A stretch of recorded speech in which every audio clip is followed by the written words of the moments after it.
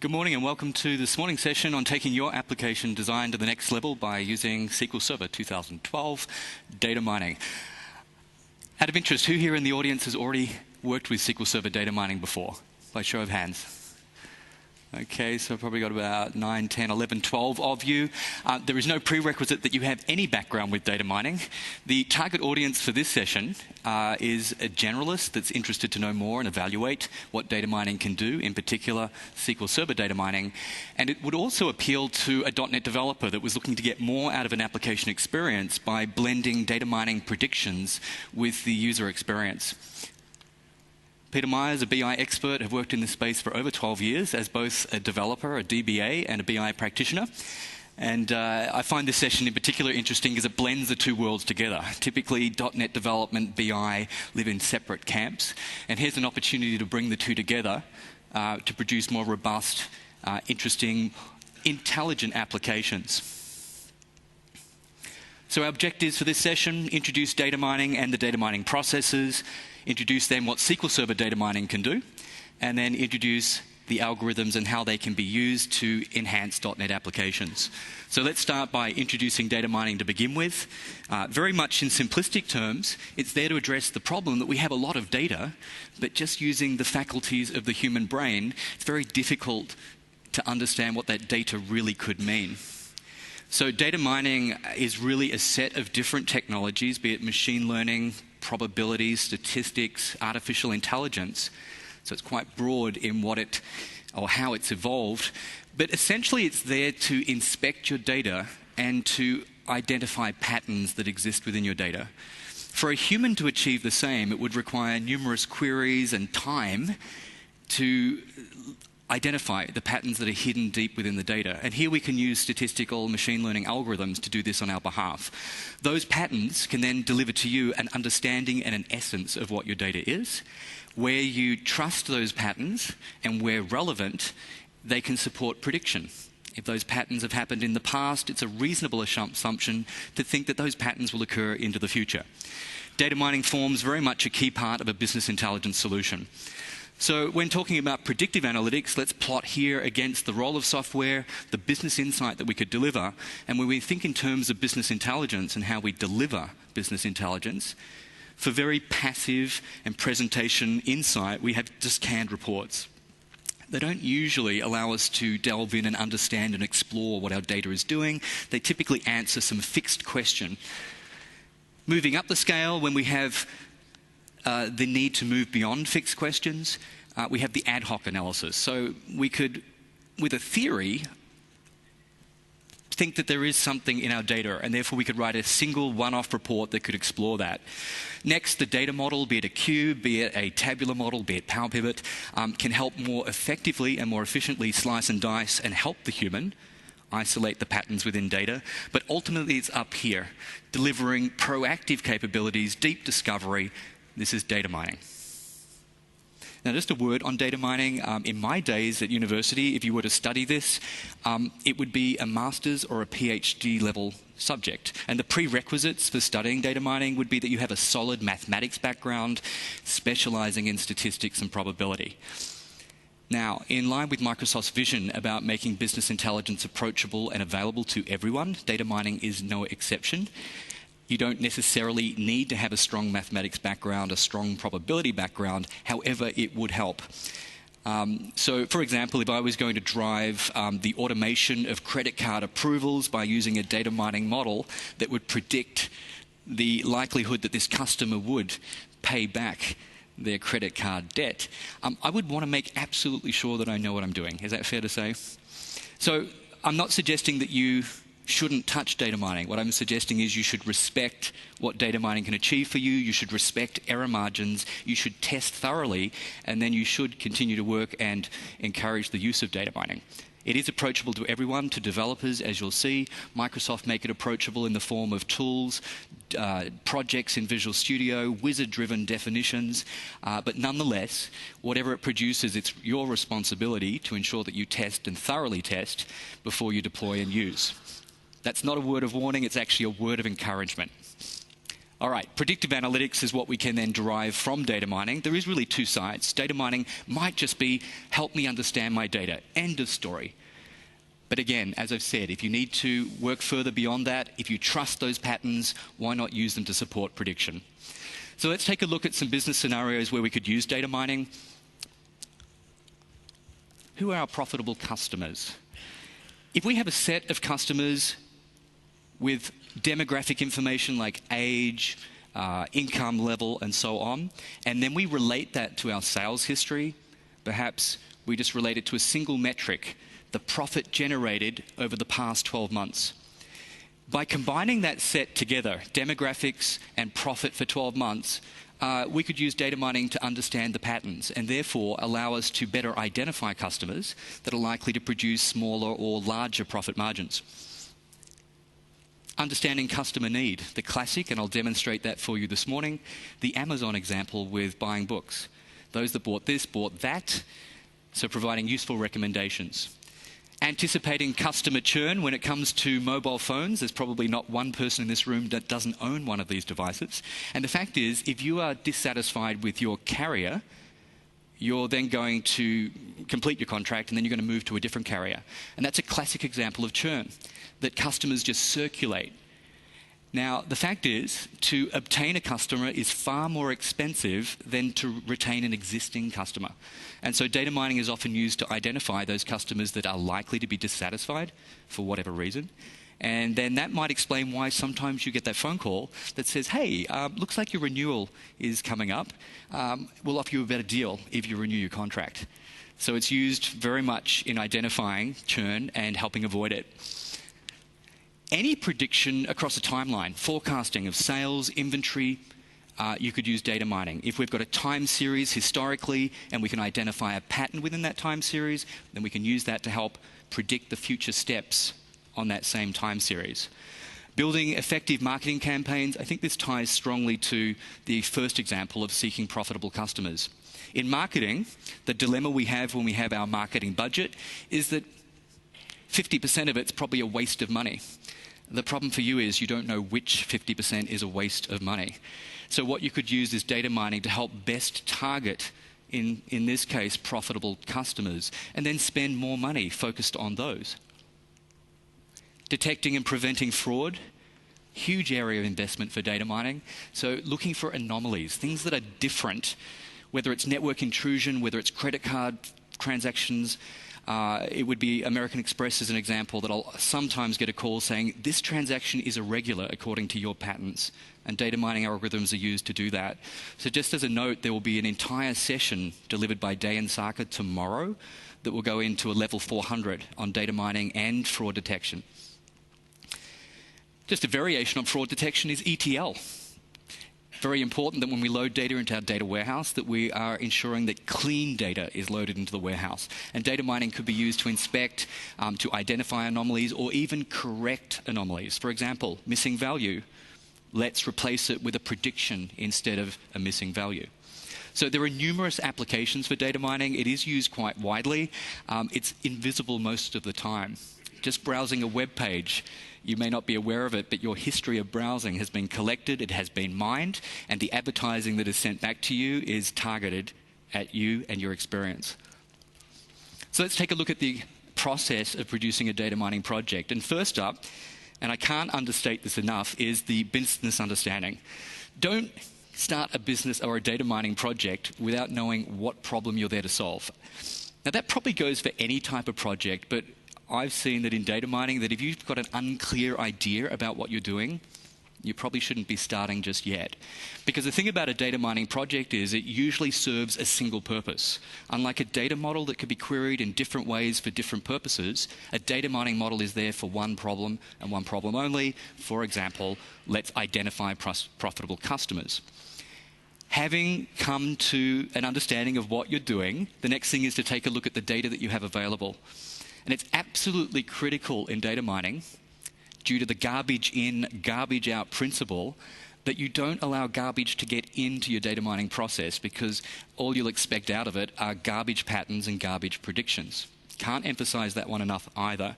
So the data preparation phase is extremely important, and you should spend good time ensuring that you have clean, up-to-date, representative data, that you have sufficient volumes of data, and we could have an entire topic on what sufficient volumes actually means. Too much data means too much processing, too long to process. Too little data means that you may not find patterns. The more subtle patterns are, the more volume of data you typically need. So it's something you might need to play around with and experiment. What if I start with 100,000 customers? What happens if I then do 50,000? Do I see the same result? And you'll work out according to your data, according to the algorithm, according to the parameters that you're using, what will be the right mix. Having prepared the data adequately, now we can get into the modeling stage. And the modeling stage is the selection of inputs. So the inputs for my profitable customers would be the demographics and the profit that they've generated. The output would be a prediction of profit. And then there would be the choice of the algorithm. And the algorithm is the logic that is used to inspect your data and to identify the patterns. Ultimately, when you process a model, the algorithm is used to work through your data and to extract patterns and store the patterns. So as an object in the database, the model is really a storage for patterns that have been found during the data mining process. Now, the real world would be you wouldn't create one model. You would create a series of models, potentially using slightly different inputs, different algorithms, or different algorithm parameters to tune how the algorithm does its job. And then what you'll do is you'll train each model, and there's a validation process you can go through to test the accuracy of how your model would predict if that's its purpose. Ultimately, the one that comes out as the best predictor would then be deployed into production. And then it would become a live resource in your data warehouse that could be queried in real time, as I'll demonstrate today, to enable you to explore, deliver information, and to predict real time for application experiences. So in essence, that is the process that you would work through in a data mining project. So to emphasize the data preparation, often significant amounts of effort are required to prepare data for mining, whether it's transforming and cleansing, isolating and flagging abnormal data. What do you think we do with abnormal data?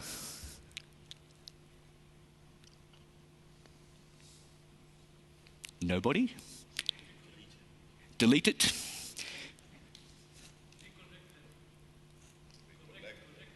Collect them? Correct them. Oh, okay. Well, assuming that we transformed and cleansed, and yet we've got a normal customer here. We have one amazing customer that just can't buy enough from us, and they produce this enormous amount of profit. What we're talking about here is the concept of an outlier. And outliers can skew results that while it does actually happen, it's clean data, what it might do is skew the real results that we want. So you might flag these and actually remove them. You know, these unusual things that actually happen. Now, the inverse is true in a fraud detection project because what we want to do is oversample them. If we find abnormal data, which is what we're looking for, we will oversample them deliberately so the algorithms will find them and learn how to identify them. And if you attend day-end session tomorrow, you might learn more about that technique. So it will depend on what your task is. Substituting missing values, in fact, you might use other data mining models to assist you in preparing your data for your data mining model. Discretizing continuous values. So when we talk about numeric values, like profit, that would be a continuous value. A numeric value like the number of children that you have at home is probably discrete, 0, 1, 2, 3, 4. Be aware that some algorithms, and I'll demonstrate this today, don't support continuous values, like the naive Bayes. So you might be forced to discretize a continuous range of values into buckets. Profit from 0 to 10,000, 10,000 to 20,000, and so on. Normalizing values is the other thing. If you have ranges of continuous values, you could normalize them between 0 and 1. Clustering algorithms appreciate that data is prepared in this way. Now, from a point of view for the developer, of course, it's important that you have the required data. And so here's a note that even though data mining may not be a consideration for you today, if you're building, for example, an e-commerce application and you need to build a user profile interface and store some details about the customer, give consideration to what demographic attributes could be useful in future. You know, do we collect, and of course within legal boundaries, do we collect things like age and where do you live and so on? And build up and maintain valid information here, and in the future this will pay off. You'll have good quality, rich information that's going to support future modeling. Be aware of the Afghanistani accountant problem. Do we have any Afghans in the audience? Not trying to identify you for any reason, but the reason that it comes out is that if you have a profile page with drop-down lists allowing people to choose nationality, choose occupation, and you default to the first item in the list, Afghanistan, accountant, what do people do when they're registering? They really want to be as quick as possible, and I don't care, next, next, next, okay, let me go and shop. All right, as just a hint there, don't default to things because you'll find that that becomes the data that becomes invalid and you have to remove. Otherwise, your mining models will tell you that there's lots of Afghanistani accountants out there, and that might create some confusion, unless you're actually from Afghanistan. All right, let's just detail in a little bit more what the data mining modeling process is. So at design time, you define the model. In fact, I've suggested you will define a series of models by selection of inputs, the output that you're looking for prediction, the choice of algorithm, and I'll talk about these in a moment, and then the algorithm parameters that tune and in some states control the way that the algorithm works. Having defined this model, then at process time, you will take that carefully prepared data and it will be passed into the data mining engine. The engine will then extract patterns. Ultimately, those patterns are stored in the model.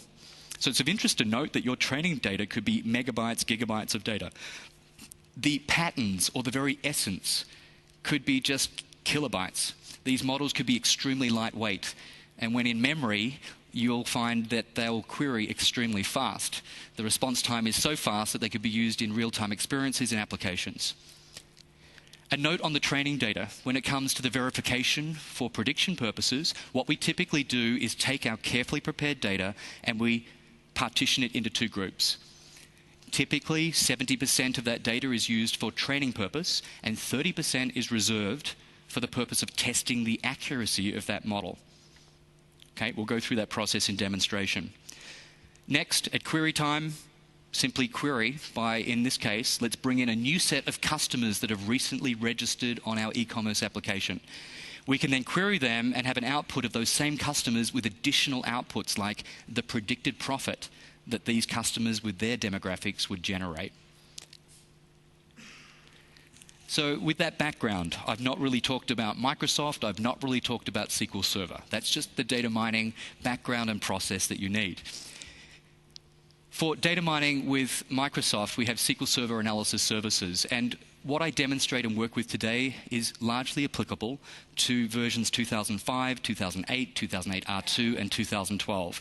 To be honest, there has not been a lot of change to data mining since its major release in 2005. So Analysis Services is the product. It consists of two core components, one for data modeling and the other for data mining. And of course, the focus today is on data mining. This component is about discovering patterns, and those patterns can be used for the predictive capabilities. So of interest and of note about SQL Server data mining is that it hides the complexity of what is an advanced technology. So it does make it far more approachable for developers and database professionals to start working with this technology. It includes a full suite of algorithms. In fact, there are 9 algorithms included with the product. These can handle large volumes of data, or even complex data structures. They can be sourced from relational or data model data sources. From a developer's perspective, when it comes to integrating data mining results into applications, you have XMLA, which is XML for analysis. That is the protocol used to communicate with analysis services. And as a query language for querying data mining models, we have DMX, which stands for Data Mining Extensions, not expressions. So notably, it's extensions of the SQL syntax. So if you already have mastered how to write a select statement, select from where, you're 90% the way being a DMX query writer. So there's not a huge amount you need to take on board to transfer your skills and upgrade to querying mining structures. So all up, Microsoft provide not just the engine for data mining, but also a complete framework to assist developers integrating and embedding data mining into applications. This is notable because competing products for data mining, they don't have the fancy wizards, the nice interfaces, the projects that you have and that you're familiar with here. They sort of expect you to work with command line tools. And the problem that you then have is you produce your solution, integrating into ETL or to an application experience can be extremely difficult. And the fact is, it's seamless here, as I'll demonstrate today. Introducing the 9 algorithms. Briefly, I could spend an entire session on each of these. The first, listed first because it's the most basic, and in fact it encapsulates probability theory, discovered or made available to us about 300 years ago. Thomas Bayes was the mathematician, and so naive Bayes here is an approach used for classification. We can use this to predict discrete outcomes. Did we or did we not buy a bike? Now, decision trees, a more recent algorithm, is a very popular technique, especially for beginners, because it's easy to configure, it's fast to process, and it's extremely easy, even for non-IT professionals, to interpret the results of what the model has to tell you. Essentially, it does this through a tree structure, and you can navigate down the branches of the tree to learn about your data. This can be used both for classification, the prediction of a discrete outcome, also for regression, the prediction of a continuous outcome. And this is a unique characteristic of Microsoft's implementation of decision tree. It can also do association analysis, although it's not its strength. We have another algorithm dedicated to association analysis. Next one, linear regression. You probably studied this already in statistics, the relationship between 2 variables. Find that straight line. You would unlikely use this directly. Other algorithms use it implicitly. For example, decision trees for regression. Each node within a decision tree will use the linear regression to come up with a formula to compute the estimation of a continuous value. Moving on to the advanced one, so neural network, and a variation of this is the logistic regression. Far more advanced. Instead of looking for a straight line between variables, it can work with much more complex scenarios. Now, the fact is, these can become spookily accurate in certain situations, but what you're sacrificing for accuracy is explainability. By the way, that's not a real word, but it fits. The fact is, the other algorithms will let you actually understand how the data mining algorithm has arrived at the prediction that it has. These two won't. They'll simply say, well, that's the result. Take it or leave it. It's sort of like, I'm sorry, your bank loan has been disapproved, and your customer says, why? Well, computer said no. And that's basically what we have with these algorithms. Microsoft clustering then is looking for groupings within data. Now, the human mind can do this in 2 dimensions and maybe within 3 dimensions. But when you have data that moves beyond 3 dimensions, it's impossible for the human mind to detect groups within that multi-dimensional space. And yet the clustering algorithm will do this. So it's great for segmentation tasks. It's used effectively for fraud detection because we can use it in 2 different ways. Go ahead and create a clustered model across clean data. So an incoming transaction comes in and it doesn't fit any of the known clean clusters, we can make the assumption this is abnormal. Or if you oversample your data, it can identify bad clusters. So incoming transactions that relate and associate to a bad cluster is bad data. Sequence clustering is looking at clustering across sequences. Like the example I would use here would be weblog analysis. What do users do when they go to the home page? Where do they go next? What's the probability then that they go to this page? And you can then track and understand the sequence of events. Time series is there for forecasting. Give it historic time values, it can then predict future steps on the series. And then finally, association rules is your market basket analysis. Those that bought this bought that. So there they are, 9 algorithms. You might now be confused, which do I choose? So I'll make your life a little easier by saying, well, you should understand what type of task you have. Am I classifying? In other words, am I predicting a discrete outcome? Am I estimating? Am I predicting a continuous outcome?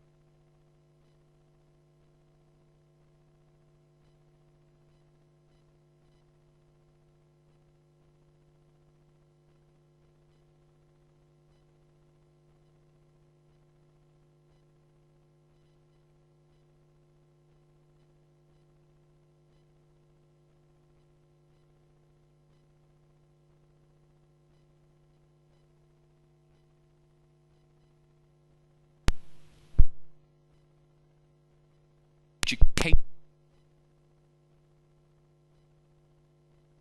And it says, well, the probability is 39%. And it's interesting to note that if we go back to the viewer here, remember this is the cluster that it found. There's the 39%. High school. So it's telling me, it's not so clear, the predict probability is telling me for the cluster that it's identified, what is the highest probability and what is it? Not necessarily the probability of the case that's been passed in. So if I go back to the query here, I could extend this by adding in another prediction function that is predict probability, and this time it's education, comma, t.education. Let me explain why. They're both the same value. See that t is an alias that represents my singleton case. So what I'm asking for here in the first one is give me the highest probability for an education. This one here is saying give me the probability for T education, which is high school. They happen to be the same. But what you can now appreciate is that the ratio of the second one over the bottom one, over the first one, will tell me how good a fit education is. Let's take a look at this. If I modify this and say instead of manual, it's actually management, and I run the query, sorry. I shouldn't have changed that. I should have changed education. So I think if I change that to partial high school, we see the results are different. This has not changed. That is still the highest probability. This one is the probability for partial high school. So a ratio of one to the other, the higher the ratio, the best fit it is for that cluster. So what we can do is modify these queries to say for each of the education, income, occupation, produce this ratio. If it's not a good fit, the lowest ratio is what we will tell the user is probably the problem with your data. Does that make sense? Let me demonstrate it. So I'll take that DMX, copy it, switch across to Management Studio. You might have wondered what this DMX command was up here. This allows me to connect to analysis services, and then I can paste in my DMX query. So what I'm going to do is put this as the numerator and divide it by this probability. And I'll alias this as R education. And then I'll copy that to make this one income.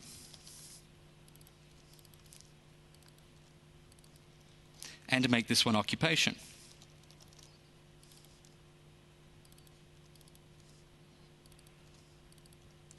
And now when I run this query, what I'm getting is the overall case likelihood.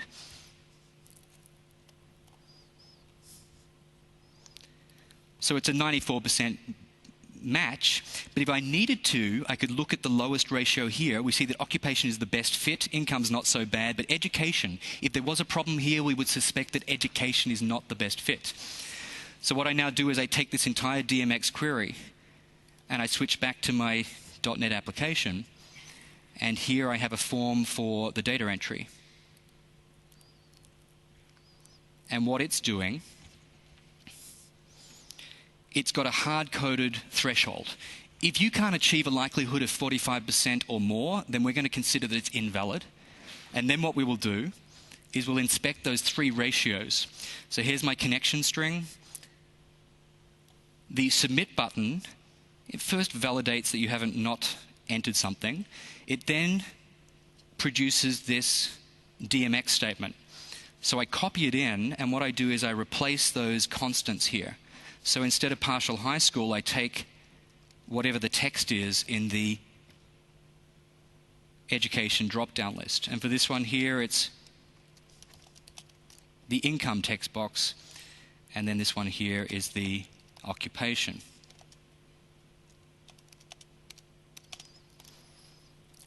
Then what it does is it executes that command. It then inspects the first column. If it exceeds the probability threshold, then it says it's valid, and it tells me what the probability is. Otherwise, it retrieves the other three column values and it tests for the lowest ratio, and then it tells me which one is the lowest. Let's execute. Data mining entry, let's go for that manual worker that had high school education. And now you see when I submit, the data mining engine says, well, a 93.6% match, and there's the DMX that it used. If I change this to greater than 140,000, shouldn't happen. The data does not reflect it. A 0.06% chance that it could happen, and we suspect that income is wrong. And this is where you could use clustering to help you in validation processing, or a variation of this could be an ETL, if data doesn't look quite right.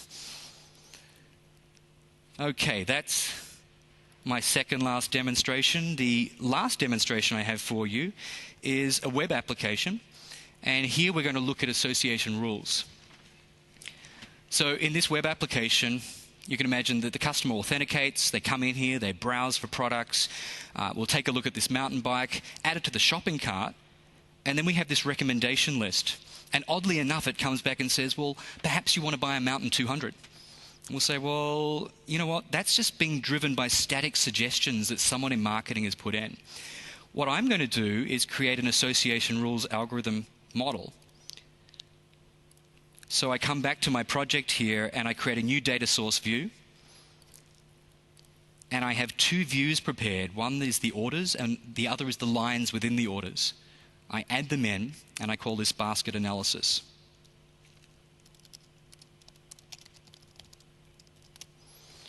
I just rename these to make them a little more friendly. So this becomes the order and this is my basket. And you'll see what I have is the model number. And within an order, we have multiple lines. And what we want to do is find out what models are purchased at the same time. So with this data source view, I can go ahead and create a new mining structure that uses the association rules algorithm. Based on that data source view, the order is the case, and nested inside that are the models that were purchased. We want to both input and predict the models.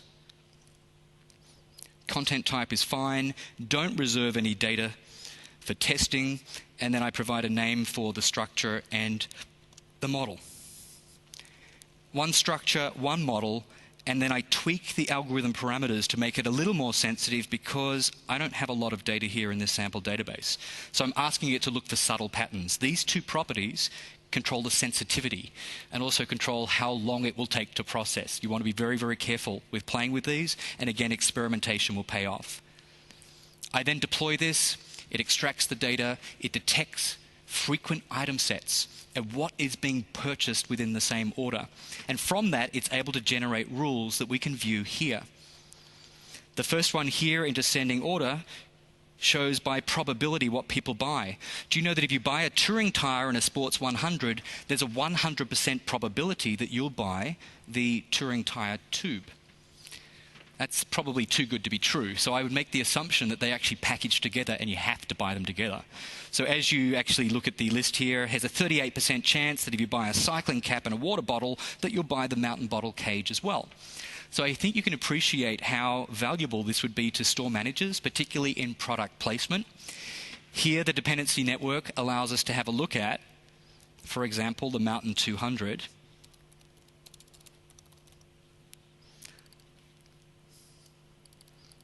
If you buy the Mountain 200, then we can see the strengths of relationships between other models. And finally, we can query these. Again, with a singleton, let me go ahead and predict association of the basket, give me the next three things. And if I go and add into my shopping basket a Mountain 200, and then I run this query, there's the next three recommendations. There's the mountain bottle cage. Let's go and update our single query and add in the mountain bottle cage. And based on that content of the shopping basket, these are the next three that you would want to consider buying. The DMX for this, by the way, is pretty straightforward. What you're doing here is building up this singleton query that just unions together the items in the shopping cart. The only change that I would make here is flatten the result. By flattening the result, you end up with a result that looks like this. And from a .NET development point of view, it's no different from a T-SQL result set coming back through a data reader. So as a .NET developer, I then come back and I go to the shopping cart page, view code. The code of interest is actually here. This method returns a data reader that gives static suggestions that comes from a stored procedure that's executed against the relational database. Now, this method down here is get data mining suggestions. What it does is it retrieves the content of the shopping cart and it produces the singleton query. Just enumerates everything in the shopping cart, union, union, union, union. We're then in a position to complete the DMX statement here, select flatten from basket the next three, and then it executes this and it returns the object as a reader. And so all I need to do is come in here and say, get data mining suggestions, save, rerun the web application. And now when I return to the shopping cart, we find we have useful suggestions being driven by this DMX, real time. Okay, it tempts me to buy a bottle cage. In fact, I'm going to go ahead and buy 10 of them. Add to shopping cart, and we see the updated list of recommendations. So the secrets of what Amazon are doing here, and it's reasonably straightforward. If you have good quality, and I hope you do, sales data, and you have lines within orders, you can do this analysis today. Reasonably straightforward. That concludes the 5 demonstrations that I have for you. That last one, enhancing an e-commerce ASP.NET web application. So a message for you guys, if you're developers, is that you can take your application to the next level by embedding data mining results, including predictions. Embed visualizations, as I've demonstrated. Embed prediction results for examples like targeting advertising. Those that bought this book bought those as well. You also saw how you could help validate or repair user entry. That brings me to the end of the session. There is a related session tomorrow, as I've made mention, fraud detection, notes from the field, a level 400. It's pretty deep, and Dayan's got many years of experience in this space. That's at 4:30 tomorrow. Standard resources, Channel 9, TechNet, Learning, MSDN. And finally, from a point of view of evaluation, I make this clear in each of my sessions, really appreciate that you can put the time and effort into submitting an evaluation. It really helps us understand how we went, are we meeting expectations, and how can we prepare for another conference. So if you could just take a moment, use the QR code here to bring up the evaluation sheet, I'd appreciate it. On that note, I think we're right on time, so thank you for your time and attention. I hope you get good value out of this session. And should you have any questions, please come see me up front. Thank you very much.